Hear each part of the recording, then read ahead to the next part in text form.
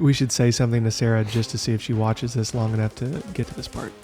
Oh, she's probably not going to. She's not going to. No, for sure not. Well, maybe. I know she's watched a couple of the podcasts because she's watched them firsthand because she's normally sitting at this desk behind me. Yeah. She's been held hostage to the podcast a couple of times. Hey everyone, and welcome back to the Hustle on Purpose podcast. My name is GT Ikard, and today we have a close friend of mine and master plumber, Mike Shaw. Mike, how are you doing today? Doing fairly well. Good, man. Thanks for being here. I know this is it's a little different, but I'm excited to have you here and talk a little bit about business and plumbing and all those things that you're great at. So, yeah, excited to hear from you about it. Tell us a little bit about you, a little bit about your company background, how you got here. Been plumbing professionally about 15 years. Yeah. Off and on my whole life. Third generation plumber. So that's the name. I don't think I said it. 3Gen Plumbing. 3Gen Plumbing. Yep. So my father still plums. So does he, or does he like watch the guys plumb? Yeah. He does a good job. He stays on top of quality. So yeah, you need that. Yeah, for sure. I just had to give him a hard time. He runs a crew every day. He's not in an office, so yeah, he's not on the lake either. So that's where he'd rather be. He is working. He is working. Yeah. Well, awesome, man. So 15 years of plumbing. A lot of that we met through you doing that for the large investment company I used to work for. So tell me a little bit about that. Like maybe some of like what's the difference of working with that large investment company, that experience and growth that came from that, pros and cons. So I started the business about 6 years ago. Previous to that, working for other people, I mostly did new construction. I knew I didn't really want to follow new construction. I like the puzzles. The roller coaster of it. Yeah. Well, the up and downs and the monotony of it. Just same thing, nonstop. With these remodels and flips, you get thrown puzzles left and right every day. It's different. We really focus on meeting investors' expectations, keeping a tight budget when we can. Sometimes we can't help that though with what we're thrown. So it's a struggle sometimes. Yeah, plumbing is one of the hardest things to analyze like before you buy a house because it's all hidden for the most part. Very little exposed plumbing, and you've got slabs and crawl spaces. And crawl spaces, you can look at it more, but even me looking at a lot of houses, there's still stuff that pops up on a house we bought and it's like, man, I wouldn't have caught that or whatever. But yeah, I could see that being more exciting, the puzzle aspect of it and the figuring stuff out. And there's like a running joke, I feel like, in the real estate investing. It's like, no matter what vendor you hire, they're going to hate the person that did the work previously. Yeah, for sure. It's like every plumber, electrician, HVAC guy is going to walk in and be like, what was that guy thinking that did this before? Like, yeah, we probably say that more than we should. And some of it may even be some of our former work that we don't recognize. You just forgot you did. Right. Yeah. Or like y'all have had quite a few people work for you, 6 years in business. Mm-hmm. And we can talk a little bit about that, the struggle of finding good help. You know, good help's hard to find. Everybody is familiar with that saying. It may be some work that a previous plumber for you did and maybe why they don't work there. Right. I mean, you never know. So 6 years in business, that's extremely impressive. Tell us a little bit about that, a little bit of the ups and downs there. Let's do this. What's been the biggest struggle over those 6 years? Manpower. Yeah. Yeah. You just can't find good help. It's also kind of a struggle to teach someone to meet a budget. It's easy to always replace everything. It's often difficult to meet a budget while meeting code, bringing a house up to code, but not spending extra money to do it. That's a struggle. Training that has been a real struggle. I hadn't thought about that for y'all's perspective. I can empathize with that side some because I'll have a budget.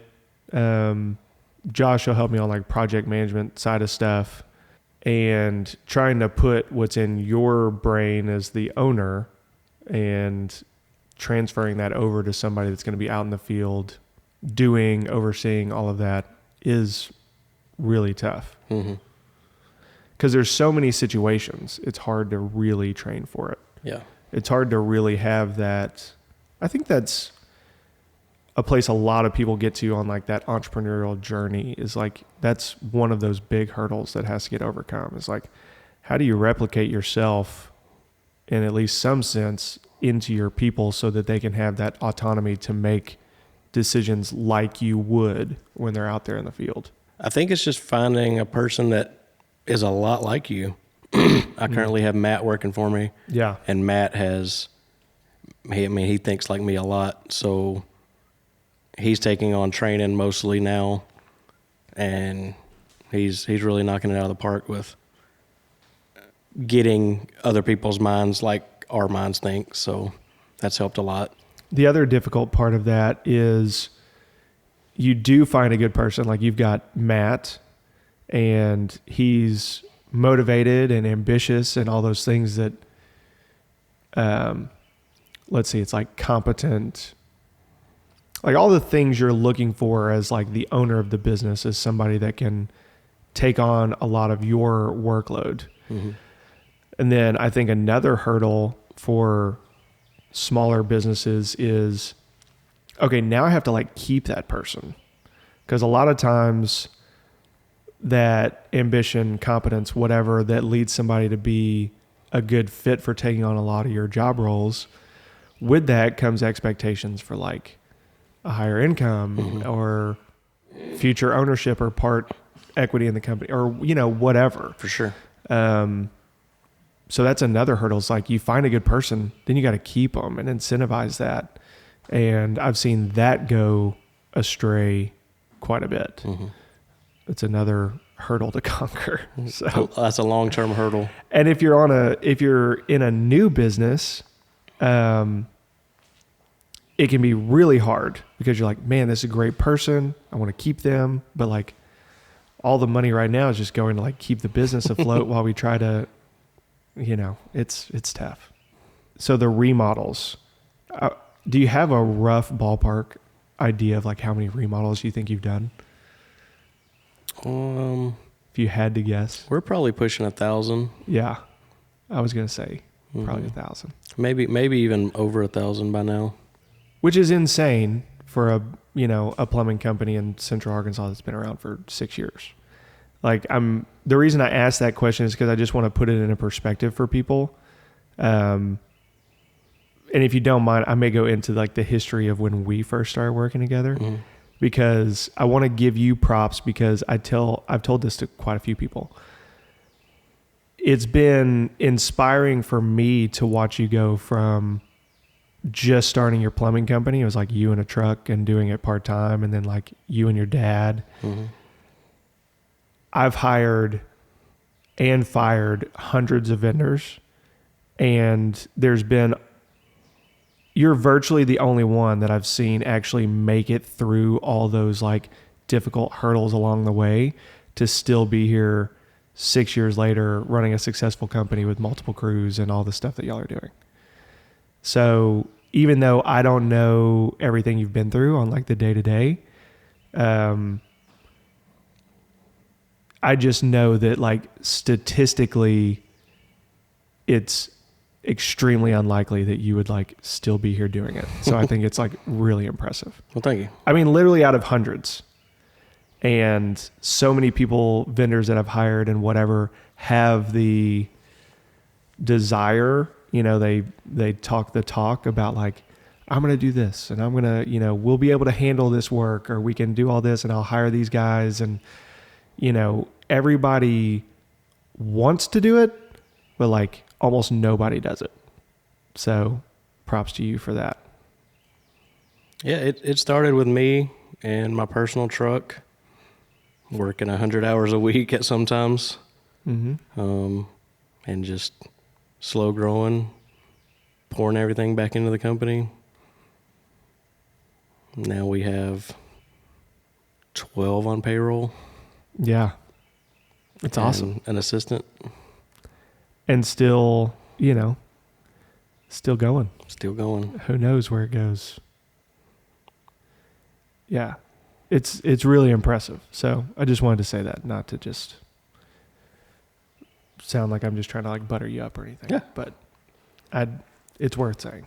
So through all of that, over, around 1,000 rehabs, we'll just say, is there anything, I think a lot of people that watch this are either real estate investors or want to be, or they're business owners or want to be. So we talked a little bit about that business growth and that struggle, but I want to talk also about, is there any tangible things you can think of that from a plumber or just more generally a tradesman that you would tell people out there that are looking to buy single family homes, things to look out for ahead of time, things or ways you would want an investor to communicate with you as a plumber or tradesman, and things to focus on throughout like doing a rehab, any of that?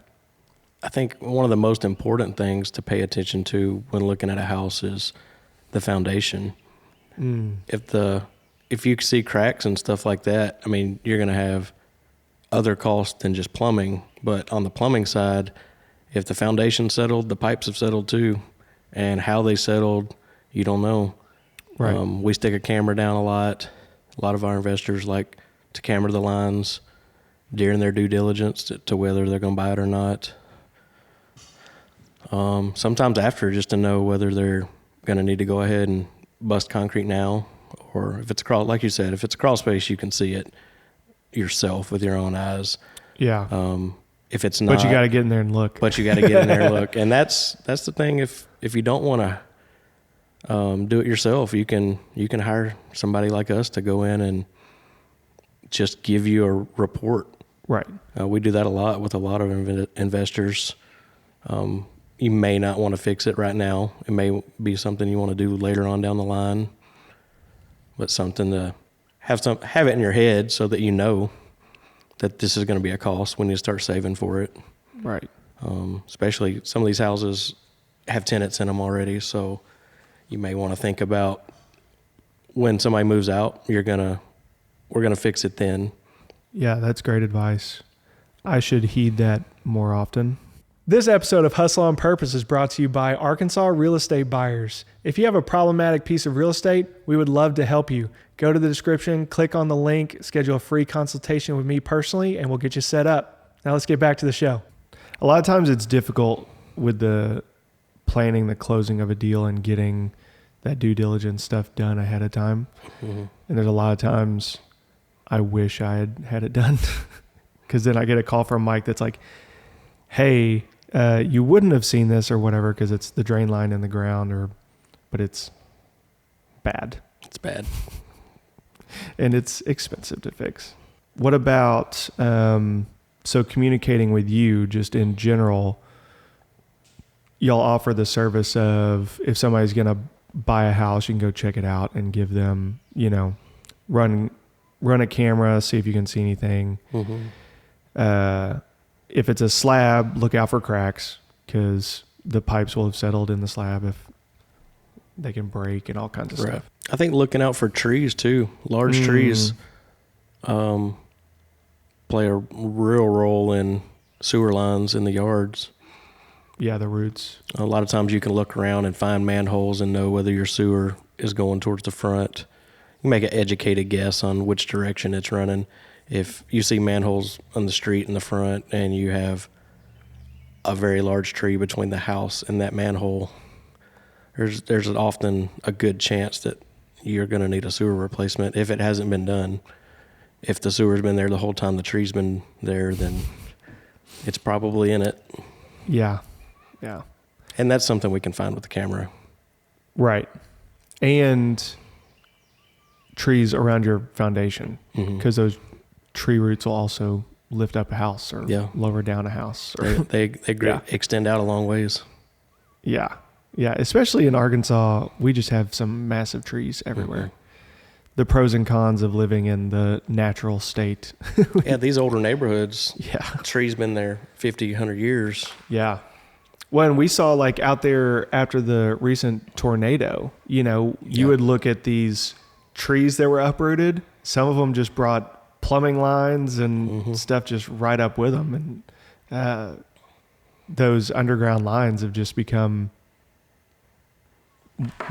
it's like watching, like you have a chain link fence and the trees will just like engulf like a chain link fence. It's like they'll do the same thing underground to your pipes. Yeah, and it's got moisture running in it, and they like it. They like water. Yeah. Yeah, that's true. Okay, so we've got look at the foundation, try to figure out where the sewer is, look out for trees.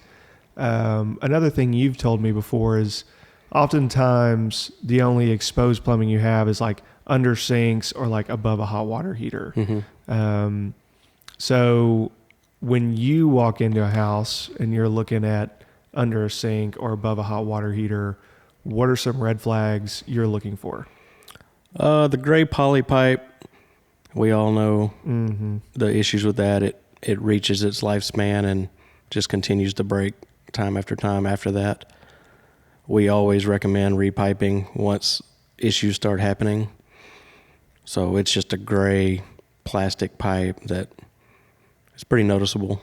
Right, that's an easy one. That's an easy one to see. The hard one for me is CPVC compared to like normal PVC.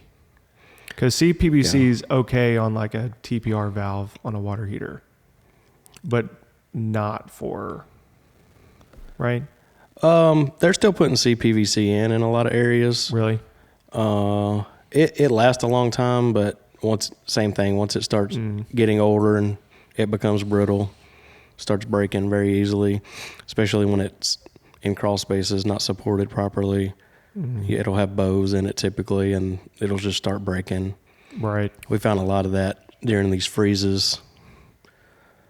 You can see that, like you said, you can see it at the water heater. You can see it stubbed out underneath the sinks or beside the toilets. Something to look out for.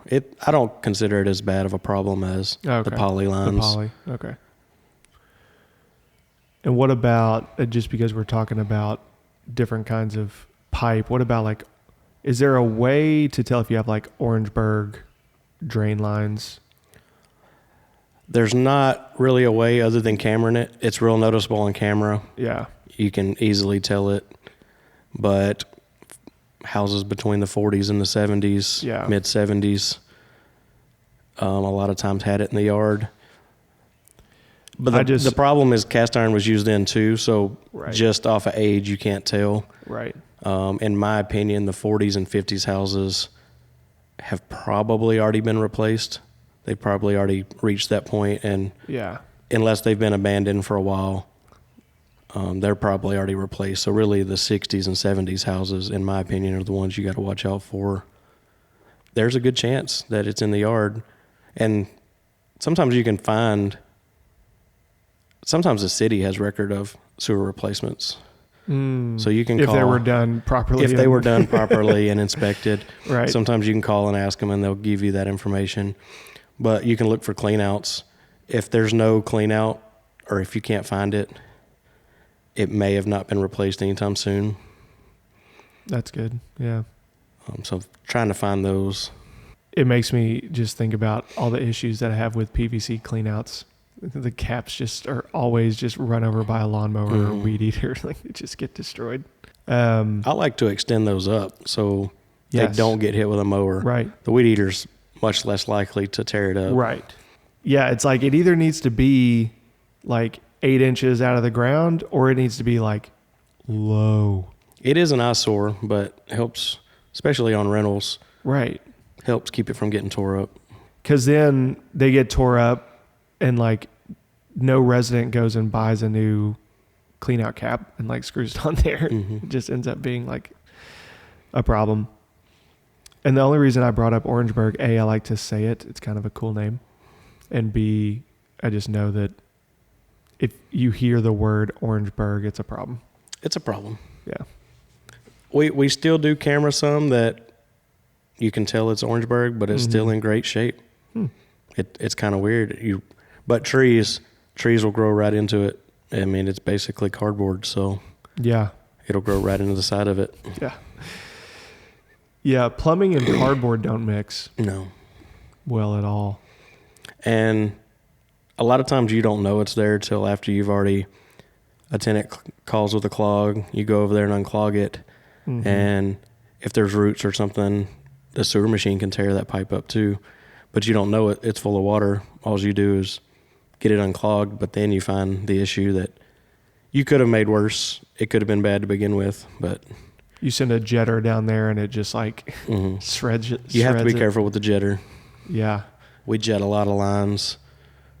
Yeah. And we're careful, but yeah, sometimes you don't know if it's full of water and you can't see.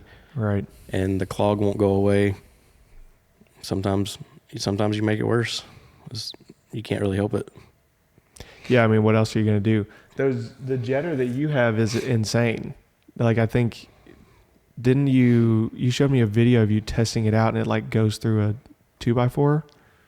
A piece of plywood in like 10 seconds or less. We cut out some major root penetrations with it. Yeah, that's awesome. Which partially relies on a good host pipe to be able to do that. A good host pipe. The pipe itself, if the pipe is in bad shape, we don't attempt to cut it up. Yeah, we don't turn it up and try to cut major roots out of bad pipe because we're just going to make the pipe worse too. So good news is we cleared the roots. Bad news is the pipe's gone. We cleared the clog, but now it's like the dirt's just like there's no pipe left, caved in where the pipe used to be. Yeah. Is that an instance where you would consider doing, the pipe bursting? We talked about it a little bit. Yeah, we try to pipe burst as much as we can. It saves yards, and so if it's really short, it doesn't make sense because you're going to have two holes at either end. If there's only 20 feet in the middle, there's no sense in trying to do it unless there's an obstruction. A driveway, right. Yeah. But if it's just yard, you're already messing up the yard. The setup time for the pipe bursting will not be beneficial. Right. But longer runs, going underneath driveways, nice landscaping for sure. We try to do it anytime we can to keep the yard nice. Yeah, because yards, once you mess them up, a lot of times it just takes time for them to look okay again. So explain a little bit about what pipe bursting is, because I hear pipe bursting and it gives me cold sweats. But in the way you're talking about it, it's a process. It's a process. Fixing a pipe. On its basic term, we dig a hole at each end and we send a pipe that needs replacing. Yes, a sewer line that needs replacing. We'll dig a hole at the house where we're going to end up putting a two-way clean out back, and we'll dig it up, whether it's at the street or all the way to the main, depending on where we have to go at the end. And we'll send a cable down it. The cable will be hooked to a cone that will end up pushing the old pipe out, bursting it out, making it large. Does it like split it, or does it just like pushes? It has two knives on the sides, and so it'll kind of cut it and make it larger. So we'll be pulling it'll start smaller at one end, but it'll cone out to 6 inches with a 4-inch pipe behind it. So we're pulling a 6-inch cone through a 4-inch pipe with a new 4-inch pipe behind it. That's cool. And so it just pulls it right down into place. We have a 30-ton pulling unit, and it just pushes on the ground to pull the cable. Nice. Um, I want to come see that sometime. It's unique. There's only a couple people in the area doing it. Yeah. So we're going to try to be the best at that. That is really cool because I can see a lot of instances where that would be hugely beneficial. But so, okay, you've got a pipe that's in the ground. Let's say it's under a road and it needs to be replaced. Let's say it's 20 feet long. You dig a hole at each end. I get that. But like how deep underground is that pipe normally, or does it change? It changes. Super situational. Okay. Sometimes 6 inches deep. Sometimes the one we did not too long ago was 10 foot deep. So if it's 10 feet deep and you've got a 20-foot long line underneath it, I'm just trying to figure out how deep do you have to dig this hole at the end, or how long does the hole have to be for you to be able to feed a 20-foot pipe 10 feet down and then get it level? Like, I would think that would be in it. Does that make sense? Does my question make sense? The pipe's fairly flexible, so... Oh, okay. We're not talking about cast iron. No, we're not talking about cast iron. We're talking about PVC. High density polyethylene is what we pull. Okay. It kind of feels like PVC if you're just touching it. Right. But it's more flexible. It's a little more flexible, but it's a okay. lot more durable too. There's a video on our Facebook of one of my guys beating it on the concrete, and it doesn't shatter, it doesn't bend. It kind of flexes under the initial impact, but goes right back to normal. How do people find you on Facebook while we're talking about it? 3 Gen Plumbing. At Facebook? At Facebook, yeah. Awesome. I think there's a couple videos of us pipe bursting and... Y'all do some cool stuff on there. Showing the process. And you can find your jetter videos of you like pushing your jetter through like plywood and stuff. Mm-hmm. That's pretty cool. That's on there. Yeah. I like checking that stuff out. You always have like new toys. Yeah. And by toys, I mean like plumbing tools that you use to do your job. I invest a lot in the company, putting it back to ultimately better ourselves for our customers. Yeah. Trying to find the best ways to do things to make everybody more efficient, I guess. Keep the yards nicer. Yeah. I've said that before on here. It's like the more efficient everybody is, the more successful everybody can be, and it just allows the ecosystem to keep rolling, mm-hmm. right? Because it's like we did a video on how to deal with contractors, and a lot of that video is you need to be able to build a mutually beneficial relationship, because sure, like you could maybe try to do one job for me, and like maybe I'm in a tough spot and I need something done quickly, and you're the only plumber I know or whatever. But that could ruin a potential long time relationship, you know? Mm-hmm. And like I could do the same. I could just like beat you over the head on one job and just like haggle at every single turn and just make your life miserable during that process. And then like, you're not going to want to like do plumbing work for me anymore. Mm-hmm. And that's a bit of a tightrope to try and walk, but you got to be, you need to find reasonable like clients to work for, and I need to find reasonable like vendors to do work for me. I think that plays a role. If you help keep our time efficient, we really do our best to do the same. We really try to make all of our customers long-time customers. I know we've been doing your work for five years, a little shortly after starting the business, so almost 6 years. Mm-hmm. Yeah. Also, budget-wise, we really try to keep our prices the same, house per house, the same across the board. That way it's easy for you to budget. We make a little bit less on some, we make a little bit more on some, but it ultimately, for our clients that we do tons of houses for, it makes it easy for them on paper to know what they're going to get into. Yeah, That's another aspect, I guess, I hadn't really brought up of that relationship is with that comes like, hey, like on this one, the budget is tight. Like, can we make it up on the next one kind of thing, which is helpful sometimes. Sometimes it's, you have, like I said, plumbing's one of the harder things to accurately budget for. Even with my years of doing this, I still struggle with it because there's just, on the remodel side of things, it's not like new construction, like you said, where you can get new construction down to the T pretty much ahead of time.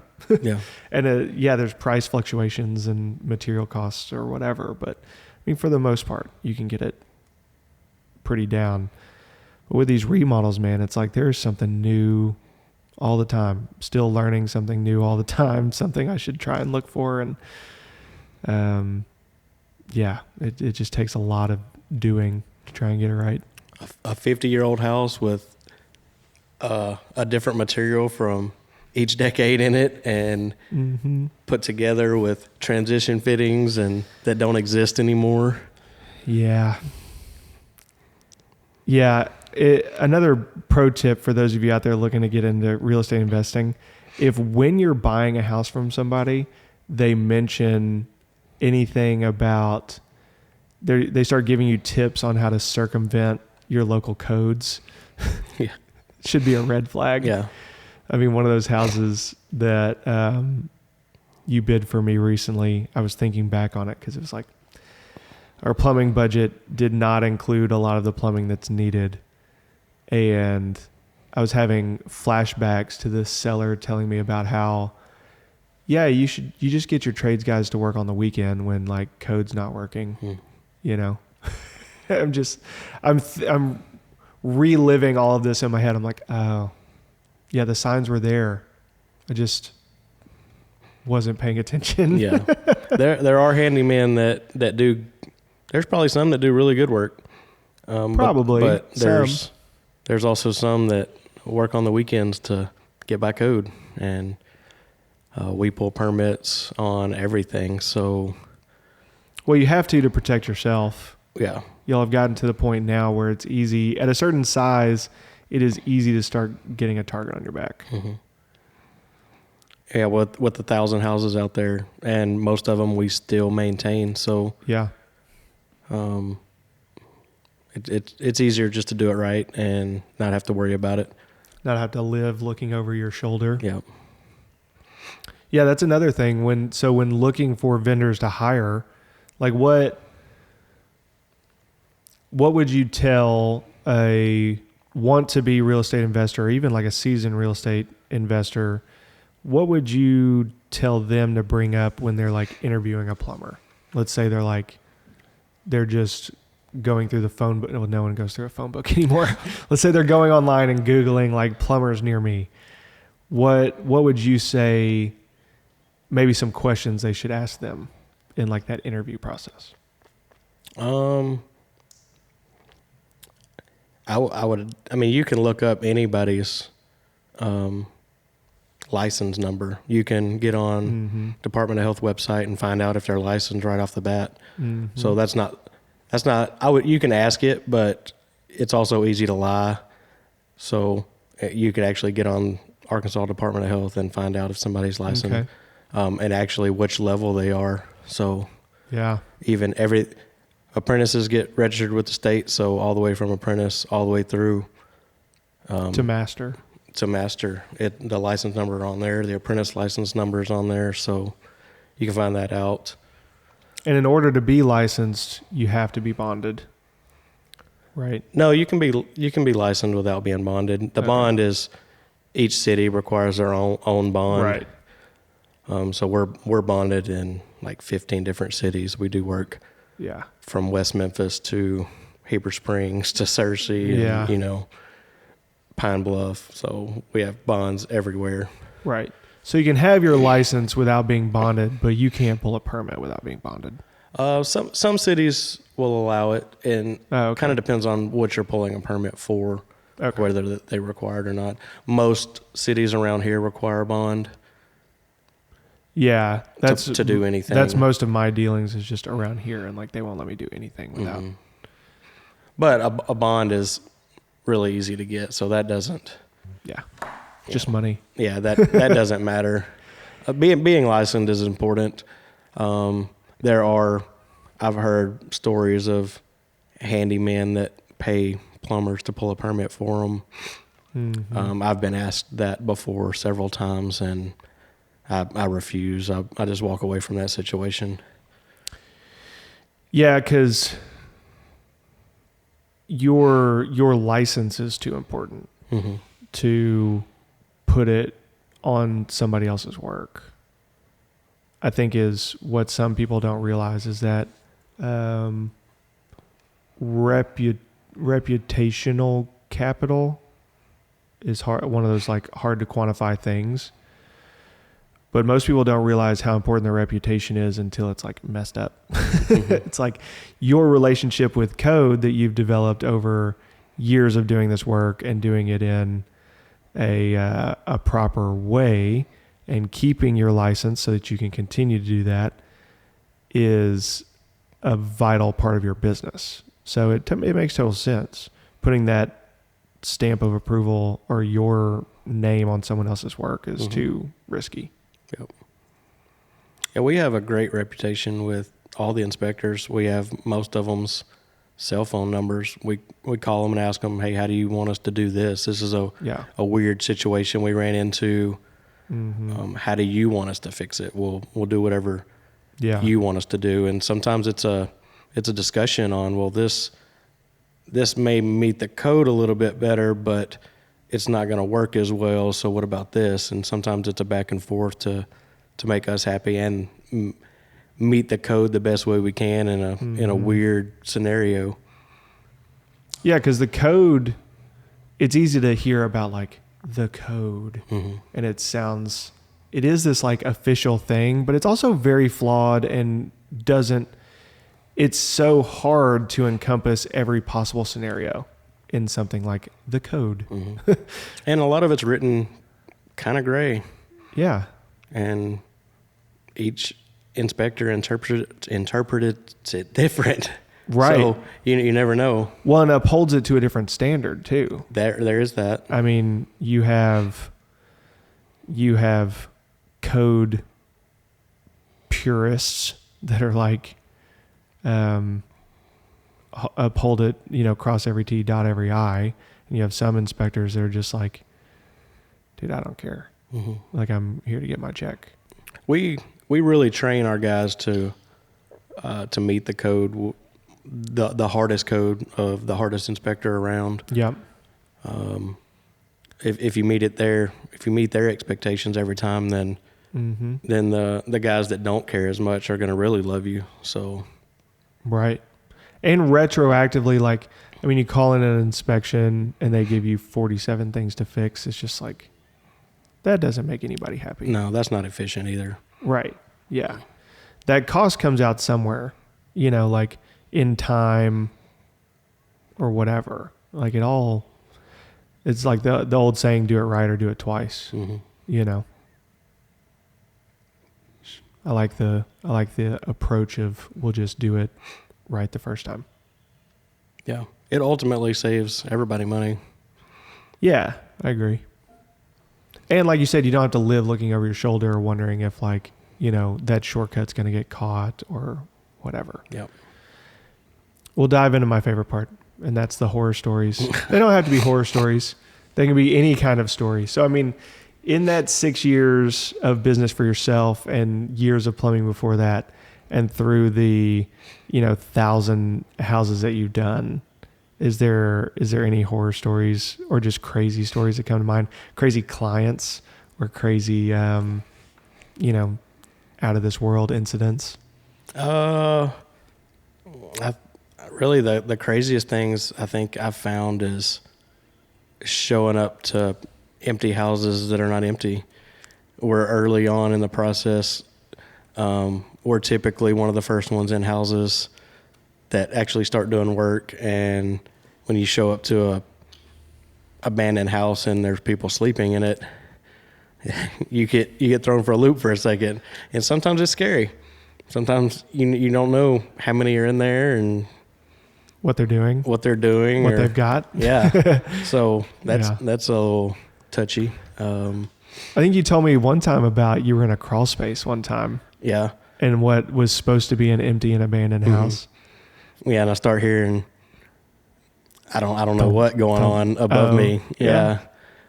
And so that was nerve wracking. I was in a vulnerable state in a tight crawl space, and I can't get out very quick. And right. So. And there's only one way in, one way out. Yeah. So. Did you just lay real still? Yeah, I just laid there for a second, and then when I heard them kind of being quiet, I just booked it to my truck and hung out there for a little bit. Yeah. I even left my tools and stuff under there for a little bit, went back and got them in a little bit. Yeah. It's like, we can worry about the tools later. Yeah. Just well, the problem was my camera was under there too. So, oh, no. That's not something I can just leave behind. Right. Yeah. $10,000 camera just setting under there. And especially when there's vagrants in the house. Mm-hmm. Yeah, that would be really freaky. Crawl spaces are freaky anyways. I don't enjoy them anymore. Yeah. I maybe not ever enjoy them. I didn't mind as much. Yeah. When I was a little bit younger, skinnier. Yeah. They're not built to be comfortable. No. And most of that work happens in there before the floor goes in. Mm-hmm. It's one of those parts about rehabs where it's like, oh, well, yeah, of course they did it that way when they could get to it because there wasn't even floors in this house when they did it. And the older houses seem like they were always built lower than newer crawl spaces. Right. Why do you think that is? I think budgets. Keeping the foundation low means less blocks, less wood. So saves money. Yeah. But it hurts now. Yeah. People also underestimate. I tell people there's a difference in going in like a vacant and abandoned house. There's a difference in that and going in a boarded up house. Mm-hmm. Because if you've ever been in a boarded up house, it's no fun. Because it can be broad daylight and it is now pitch black in this house. Yeah. Walking into those boarded up houses and all of a sudden you're like, you think everything's going fine. And then you walk in this bedroom and there's like somebody's recently half eaten like food and like a little makeshift like pallet they've been sleeping on. And it's like, nope. Yeah. I'm out. That's happened a bunch. Yeah. I'll be back later when the boards are off the windows and there's some daylight in here. Yeah. It's like I always said, just nothing good happens in vacant houses. No. The house always gets in worse shape. There's usually some kind of nefarious stuff going on. That's why, like, if an investment, even if it is an investment company from out of state, if somebody comes in and buys that like vacant, rundown, boarded up house on your street, that's a good thing. Mm-hmm. Like that's the kind of thing that we need happening. It's a good thing for the street. Like the number of people that would get mad that we would be taking this huge eyesore and like trying to make it nicer and make it a nice home for somebody and like improve the neighborhood always just astounded me. It's a little bit off topic, but no, it is. Sometimes that's a fight with, they'll come out there cussing our guys because a piece of trash, the wind picked up and a piece of trash blew in their yard. Yeah. And they're just out there cussing. Yeah. Or they're mad because you've got, 3 trucks there on the street and it's a tiny street and it's like, I don't know what to, like, we're parked where we have to park. Yeah. And like, it's a day, like, sorry. This is bettering the neighborhood. Yeah. Like we're really trying out here, Anyways, you can't make everyone happy. No, you can't. What was on your notepad over there? I think we talked about most of it. I don't know why I wrote down 3-handle valves. I have a hate relationship with 3-handle valves in showers. Okay. Yeah. They always cause us problems. Yeah. So you're talking about hot on one side, cold on one side, and the shower. The valve diverter in the middle. The diverter. Yeah. Because we're always trying to like. A lot of times we're trying to keep the valves in the wall because we don't want to have to like cut that out and like redo the whole shower surround. But also the trim kits for them are like, you're finding parts for them. The stems go bad. A lot of times you rebuild them, and a month later they're leaking again, and then it's ultimately our fault because it's leaking again, but it's not really our fault. Yeah. So I really try to change those out, especially if you're planning on keeping the house for a while. Yeah. Getting those out of there. Do it sooner we rather can than often later. change them from the front and have a cover plate that hides the hole. So we don't always have to cut sheetrock on the backside. I'll be honest, I hate those cover plates. Yeah. I mean, I don't think anybody likes them, but they are oftentimes like the most economical solution. Yeah. But they're also awful. We typically try to cut sheetrock on the backside, and yeah, I mean, you still have to use the cover plate because you're covering up, if it's a fiberglass surround, right, you're covering up 3 holes that were spread 8 inches apart. Yeah. Or more sometimes. Yeah. You end up with this like Captain America like shield of a cover plate in the shower. Yeah. Who do you think is the worst trade when it comes to properly cutting sheetrock? I don't know. An upset plumber? Yeah. I just wanted to ask you as a plumber. I figured you'd say electricians. No. I think we probably cut more sheetrock than them. Yeah. Especially when we're repiping or something. We cut a lot of sheetrock. Yeah. We try Depends to fish. on the house. It does. We try to fish it down walls when we can. The problem with that is it's not secure and it'll bang around in the walls sometimes.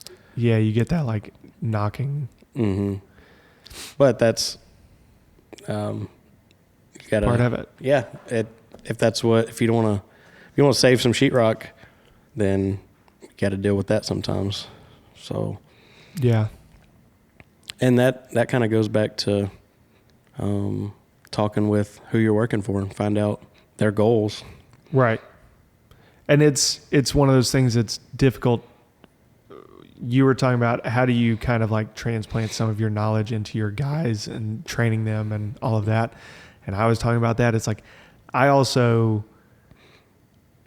have to trust that like you kind of know what I want done on my rehabs. Right. But you've got a handful of clients that all expect you to know what they do or don't want done on their rehabs. So it's a lot of communication. Communication's a big part of it.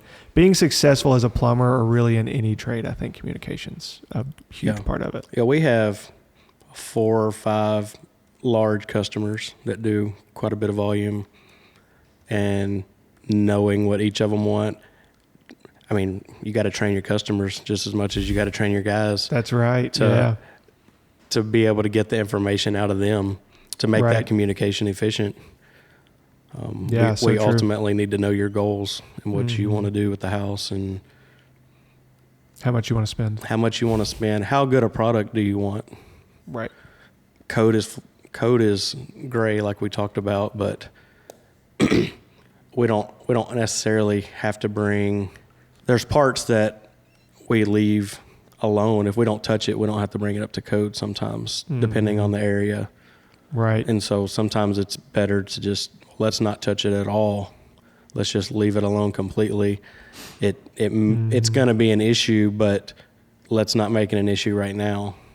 The budget doesn't allow for it. So that sounds like our normal phone call. Yeah. So, just leave it alone completely. Yeah. This drain is probably going to cause you issues, but if we touch it, we got to fix it all. We can't just fix this one little part. So, right. Yeah. As soon as you touch it, it's like, it's all got to get brought until up. you're ready to let us fix it. Let's just leave it alone. Yeah. So, well, then you have the nightmare clients like me where it's like, we don't just do one thing. Like sometimes I'll buy a rundown commercial gynecology clinic like on a whim and have to deal with, I was like, we'll just learn how to do commercial on the fly. And it's like a whole different can of worms. Or like, you know, this one is like an affordable housing, you know, rental in a not great area, you know, and it needs to function right, but like we can't spend any more than like is necessary to get it to like function right. Cause it's the house rents for $750 a month, right. You know, or we may be doing a $500,000 like flip house. And it's like, we can do custom stuff and it needs to be nice. And like, it all needs to be not only like perfectly functional, but like higher end finishes and stuff like that. Or even like you know, there might be a 7-figure lake house in Greer's Ferry that needs all kinds of crazy stuff. That's a real struggle going from a $18,000 house to a $1 million house right the next day. Yeah. And then you have to like, I can talk to you about it, but then you got to like get your guys on board. Yeah. We have to relay it. Yeah. And you can't like it's even down to the tiniest detail. You can't even walk through the front door the same way. It's like a house in Rose City that's, you know, that I bought for $35,000. It's like walk in it however you want. You know what I mean? Yeah. You go to the $1 million house in Greer's Ferry. It's like, pay attention to how you park your car. Like pay attention to like how you do anything. And it's like, yeah, it's hard. I could see it being difficult to. It is. You could switch those gears easier. Like as the owner, I feel, because I feel like I end up in those same positions. Like I may be on any given day, I may be talking to a seller that's owned a house for 50 years and like, or like a grandkid that inherited a house and just wants to get out from under it. It's been abandoned for forever. They want to sell it for nothing. I may be asking a banker for a lot of money, you know? Mm-hmm. And for me, I have found it with the experience, it becomes pretty easy to like shift those gears. But the people working for you, sometimes it's difficult to get them to like. Well, we have to do it so often. Right. So we're constantly back and forth. Yeah. And especially me, I'm in the ditch with my guys a lot. And then talking to that $1 million homeowner the next morning. Yeah. You never know, in their office sometimes. So I'm constantly switching roles back and forth. Yeah. And not that you treat anybody differently. It's just like the conversations are very different. You know, you have to communicate differently to your guys in a trench than you do to that homeowner when you're talking about their huge project or whatever. No. Like it's just, it's not coming from a place of treating them differently. It's coming from a place of like, there's just completely different settings. And I mean, if you talk to that homeowner, like you talk to your guys down in that trench pushing a pipe, like he'd be like, why are you so angry? Well, changing terminology too to right. Calling apart what it is versus explaining it to somebody else. Right. Yeah. That, I mean, some of our customers don't have any idea what a plumbing part is, or, I mean, you could name a plumbing part to me and I'd probably be like, okay. Well, you've done enough flips and stuff. You have a lot of construction knowledge now versus when you first started, probably. Compared to when I first started, for sure. I mean, I think back on, I don't remember specifically any of like our earliest conversations that I remember, but like, you just have to, when you're first starting and you're not a tradesman, like, you know, like a lot of people out there wanting to get invested in real estate, I think it's really important to build those relationships with vendors that you trust, because you're not going to know whether they're lying to you or not. I mean, get multiple bids and then start building those relationships with the vendors that now don't just go for the lowest bid, go for that person you can build that relationship with. Yeah, building relationships is important, especially if you want to be able to have that conversation with somebody. And I don't know, that's a tough one. It takes time. Well, there's no shortcut to it. It just takes time. Yeah, it takes time. And that's why I think it doesn't happen that much, is because people come in and out of business a lot. You know, we've seen a lot of people that we used to know in this business that are now not in this business. Loyalty means something. Yeah, I think so. So building those relationships, especially after years of cultivating it. Yeah. So, but I understand, sometimes you can't meet somebody's expectations. So yeah, loyalty is important, but you also have to kind of keep emotions out of it. Mm-hmm. I don't know. Now we're just talking in vague generalities of like, yeah, like be friendly, but also be prepared to be firm. Yeah. But be loyal, but also not to the point where it hurts your business. Yeah. But like love people, but also not too much. It's like, it's just life. You walk that fine line and, you'll do it perfectly and never make any mistakes. Yeah. Well, how do people find you? 3Gen Plumbing, anybody in the really mainly Central Arkansas, but like you said, you cover all kinds of area. We'll pretty much go anywhere. It's not cost effective for small projects, but for large projects, it makes sense for some of our customers. So yeah, we're on Facebook, 3Gen Plumbing. We have an office number, 501-232-6770. Yeah, blow Sarah up. Yeah, Sarah is my office manager. Yeah, and we should say something to Sarah just to see if she watches this long enough to get to this part. Oh, she's probably not gonna. She's not gonna. No, for sure not. Well, maybe. I know she's watched a couple of the podcasts because she's watched them firsthand because she's normally sitting at this desk behind me. Yeah. She's been held hostage to the podcast a couple of times. But anyways. So you typically do them on Wednesdays, right? Uh-huh. Yeah, I think she's just stopped coming to work on Wednesdays now. I know. Well, Wednesdays is typically her off day anyway, so. Well, it used to be, but anyways. Well, really, she just works all the time now. She works as much as me now, probably. Yeah. Well, I think just from an outsider's perspective, it's like, it's hard to turn over a lot of those responsibilities. Mm-hmm. It's hard as the founder, owner, whatever of like any kind of business to believe that anyone's going to do X, Y, Z as good as you're going to do it, or that they're going to be able to do it. Everything I give Sarah, she does better than me. Yeah. So it's like, I don't want to give her everything because then I'll feel useless. Well, and there is some stuff. It seems like people either go one of two extremes. They're afraid to turn any of it over because they don't think anybody can do it as good as them, or like it's a control thing, or, it's a fear of your business being negatively impacted if you're not doing it. Or people are like, here's everything. Thanks. Like, I'm ready to like go play golf every day.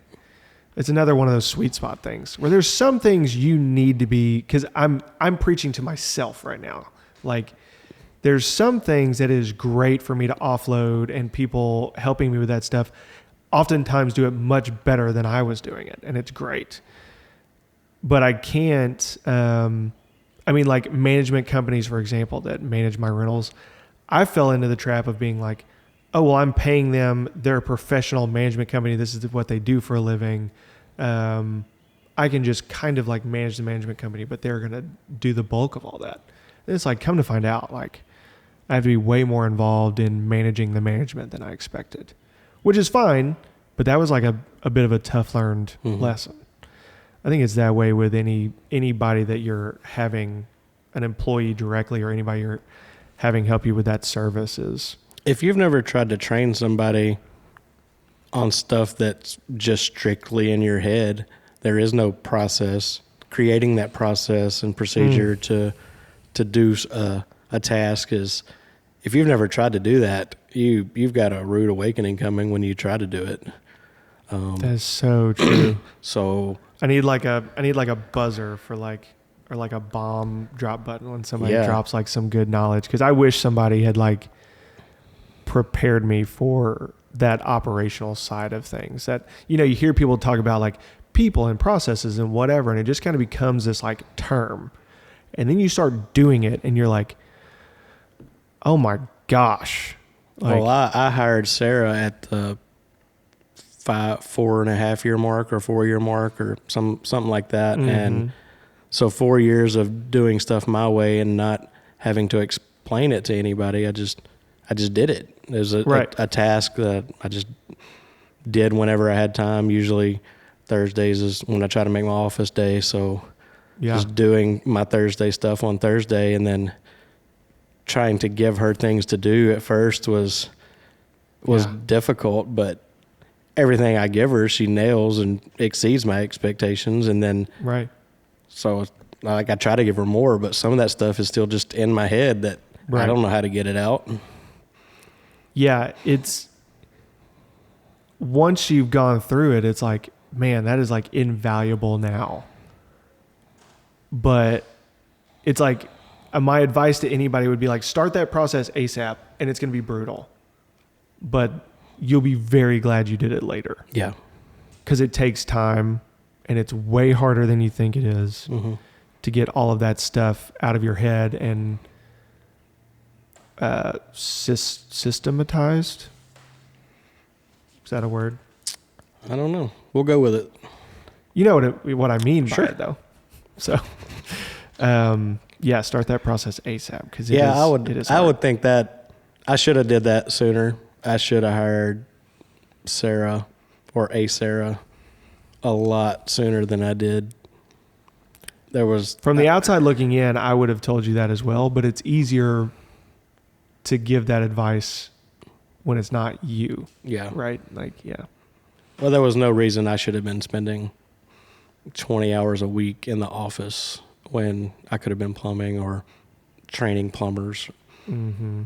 That office time was really wasted time. If I could have hired an assistant to do that, start teaching that a long time ago, things might look different now. Not that I'm not happy where we are, just a lot of wasted hours. I see that now. It's easy to see it later. Yeah. That hindsight 2020 thing. Yeah. But it's scary when you're a younger business. It is. In order for your business to survive, you get so protective of that overhead because you feel that constant weight of like, we have to meet this monthly overhead, or like, you know, a business doesn't survive and all of this bad stuff happens. So it's like, you can hire a plumber to work for you, and it's easy to measure input versus output and all of that. But when you hire somebody like Sarah, it's hard to, you start realizing you're signing up for a big task for yourself, which is scary. Not only for overhead, but for the time. You start realizing when you really start looking into hiring that admin person, I'm going to have to like figure out how to take this big chunk of my brain and like transfer it over here. So there's a lot of hurdles in that path. Yeah, there's a lot of days in the early days of her employment that she would call me like, what do you want me to do?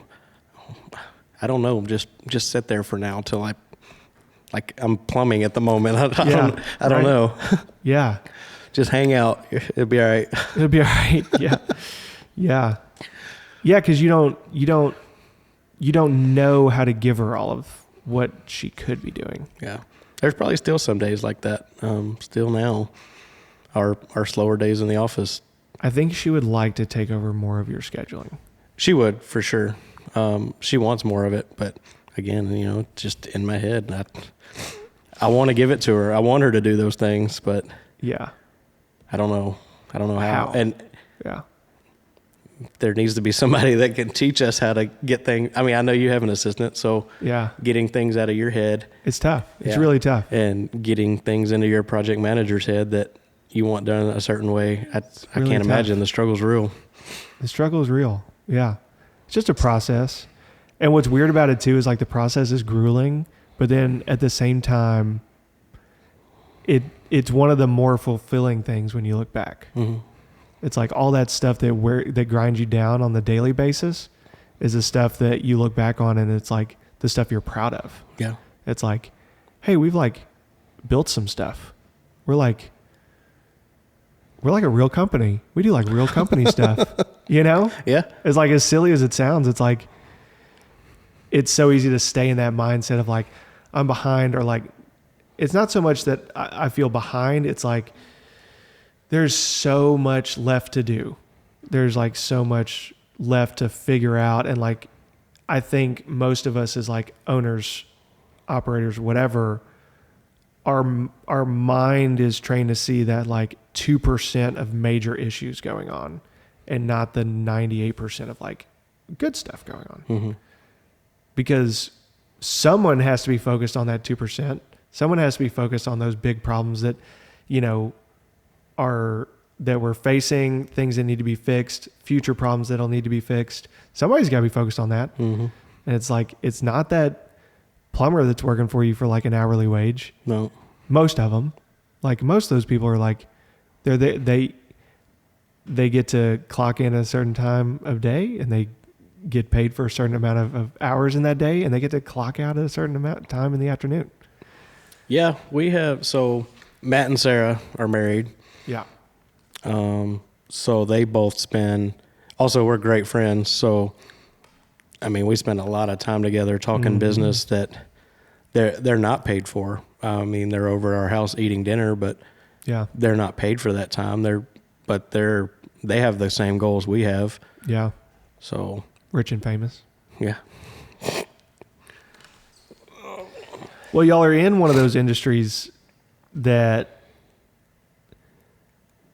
it's tough because like there's a reason you don't see really many like national plumbing companies. There seems to be a bit of a threshold there for just how big you can grow a plumbing company.